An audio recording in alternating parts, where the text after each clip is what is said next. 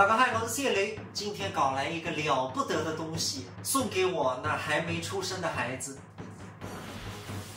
朋友们看，就是这个东西，看得出这是什么吗？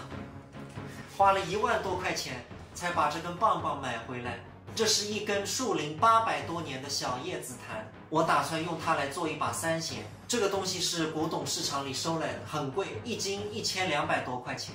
这根是7斤多，整个评弹界小叶紫檀的三弦不超过10把，因为真的拿这个料做三弦太奢侈。大家都知道小叶紫檀的手串都要好几千，这一根棒棒不知道能做多少手串，纯粹是喜欢才会往这个地方花钱。这根料真的长度距离正好够一根三弦1米。这把做出来的话，我家里就有2把小叶紫檀，就像很多人喜欢收藏那种瓷器啊、陶瓷、书画是一样的。那我们就收藏一些好的乐器，还有这个小叶紫檀的树桩桩，大家看，这个树桩桩是2500块，这样拼起来才能一个三弦。整个工期大概要1个多月。这期视频跨度就比较久了，看一下今天的日期，4月10。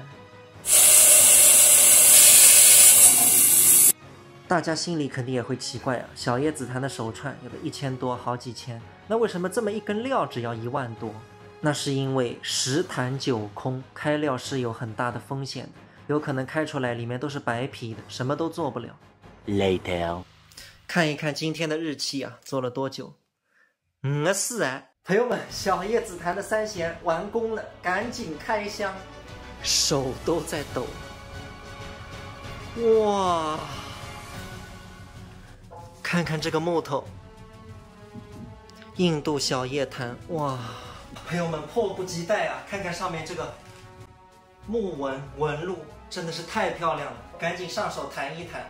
木中帝王，师傅当时看到都惊讶了，说现在基本上没有人敢拿小叶紫檀的料去做三弦，因为10弹9空，基本上你可能10根这种大的料开出来才有可能成一根三弦。这次也真的是运气好。本来我和师傅说，如果开出来不行，那我们就只能做一些笛子、一些挂件之类的小东西。弹一段杜十娘的前奏，听一下。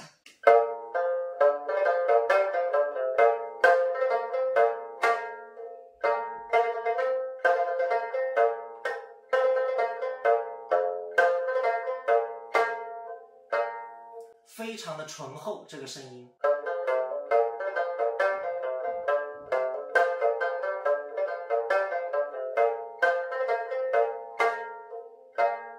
是一种享受，太棒了，我会倍加珍惜的，并且我可以告诉大家，我和镜子已经商量好，我们以后的小孩如果读书不是很好的话，我们也打算让他唱评弹，因为360行，行行出状元，现在比较内卷。如果我发现小孩不是读书的料，我肯定不会逼他去学习，逼他去补课，因为我自己经历过，被逼不出来没有用的，你只有学自己喜欢的东西，或者说你天赋怎么样，如果音乐天赋好，那么学唱评弹，包括从小耳濡目染听苏州话，那么我相信他传承这个评弹也是没有问题。这张视频就到这，朋友们，再会。